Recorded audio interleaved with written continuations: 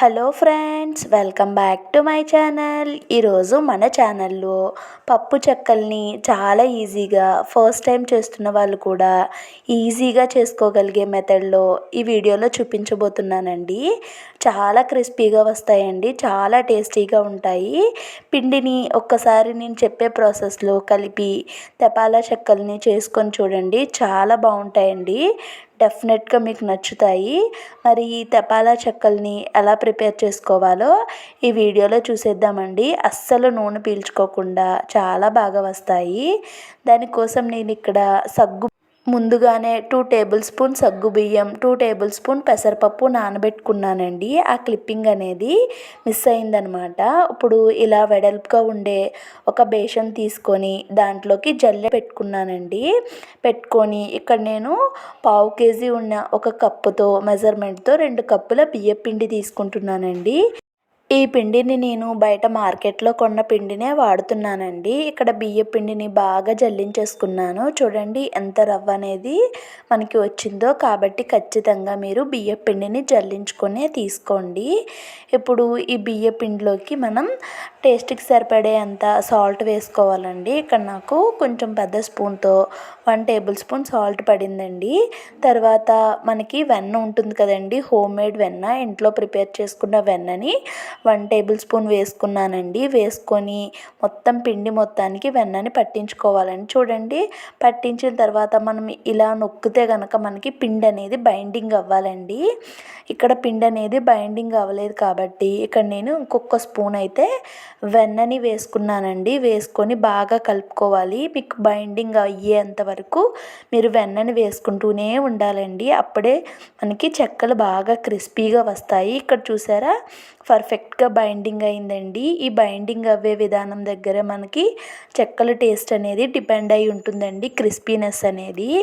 ఇప్పుడు మీ కారానికి తగ్గట్టుగా ఒక 6 నుంచి 7 వరకు పచ్చిమిర్చి అండ్ అలానే కొంచెం అల్లం ముక్క, ఇంకా కొంచెం కొత్తిమీర అండి. ఈ 3 వేసుకొని కొంచెం వాటర్ యాడ్ చేసుకొని దీన్ని మనం మిక్సీ చేసుకోవాలండి. ఈ పచ్చికారం వేస్ట్ చేస్తే చాలా టేస్టీగా ఉంటాయండి. ఇప్పుడు మనం ఇందాక ప్రిపేర్ చేసుకున్న ఈ పిండిలోకి ఈ పచ్చిమిర్చి ఇంకా కొత్తిమీర పేస్ట్ని వేసేసుకుంటున్నానండి. ఒకవేళ మీరు కొత్తిమీర వద్దు అనుకుంటే స్కిప్ చేసుకోవచ్చండి. నేనైతే వేసుకున్నాను. తర్వాత 1 టేబుల్ స్పూన్ జీలకర్ర అండ్ అలానే మనం ముందుగా నానబెట్టుకున్న పెసరపప్పు ఇంకా సగ్గు బియ్యాన్ని కూడా వేసుకున్నానండి.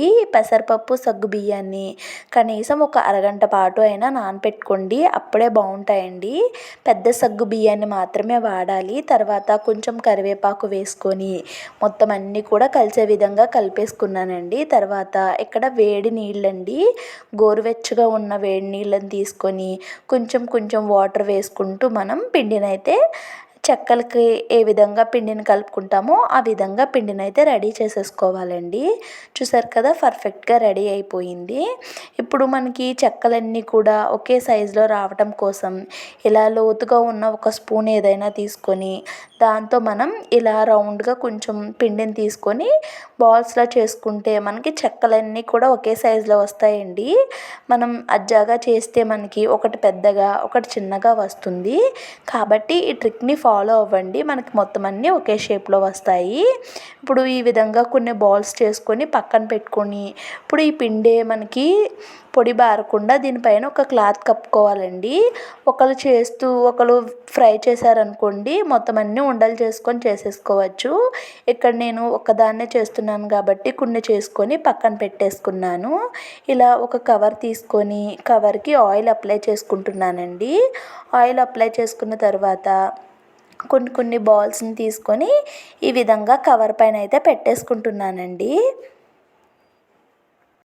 ఇలా కొంచెం కొంచెం గ్యాప్ ఇచ్చుకుంటూ మనం బాల్స్ని పెట్టుకోవాలండి. ఇలాంటి ఒక బాక్స్ తీసుకొని మనకి దానికి కొంచెం కవర్ పెట్టుకున్నానండి నేను. పెట్టుకొని బాక్స్కి కొంచెం ఆయిల్ అప్లై చేసి మనం చెక్కలను అయితే ఒత్తేసుకోవచ్చండి. చాలామంది దగ్గర చెక్కలు ఒత్తుకునే మిషన్ ఉండదు కదా, అలాంటి వాళ్ళకు కోసం ఈ ట్రిక్ని అయితే నేను ఇక్కడ చూపిస్తున్నానండి. మీరు డబ్బాకి ప్రతిసారి ఆయిల్ రాయాల్సిన పని లేదండి.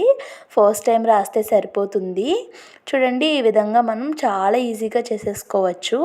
ఇక్కడ చెక్కలు అనేవి మరీ పలుచగా కాకుండా అలానే మరీ మందంగా కాకుండా చూడండి ఈ థిక్నెస్లో ఉంటే పర్ఫెక్ట్గా ఉన్నట్టండి. ఇప్పుడు మనం స్టవ్ వెలిగించి డీప్ ఫ్రైకి ఆయిల్ పెట్టుకోవాలండి. ఆయిల్ మరీ ఎక్కువ హీట్ అయిపోకూడదండి, కొంచెం మీడియం హీట్లోనే ఉండాలి. ఈ విధంగా ఆయిల్ హీట్ అయిన తర్వాత మనం కవర్ పైన వేసుకొని ఉంచుకున్నాం కదండి, ఒక్కొక్క వాటిని తీసుకొని నెమ్మదిగా ఆయిల్లోకి అయితే డ్రాప్ చేసేసుకోవాలండి.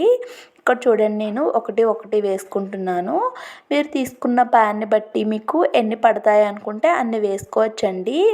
ఇలా చెక్కలు చేసేటప్పుడు ఇంకొకళ్ళ హెల్ప్ ఉంటే కనుక వీటిని చాలా ఈజీగా ప్రిపేర్ చేసేసుకోవచ్చండి. అదే ఒక్కరమే చేస్తున్నట్టయితే కొంచెం టైం టేకింగ్ ప్రాసెస్ అండి.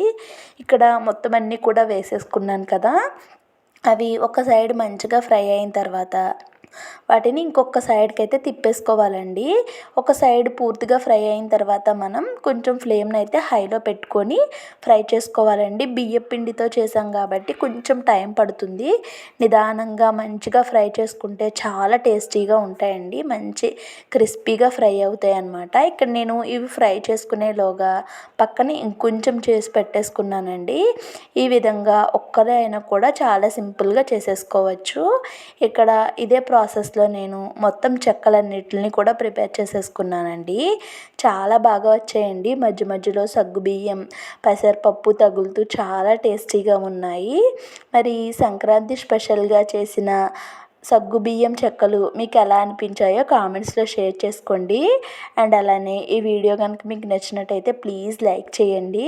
అండ్ అలానే కొత్త వాళ్ళు ఎవరైనా ఛానల్ని చూస్తున్నట్టయితే ప్లీజ్ సబ్స్క్రైబ్ చేసుకోండి friends. Thank you so much for watching.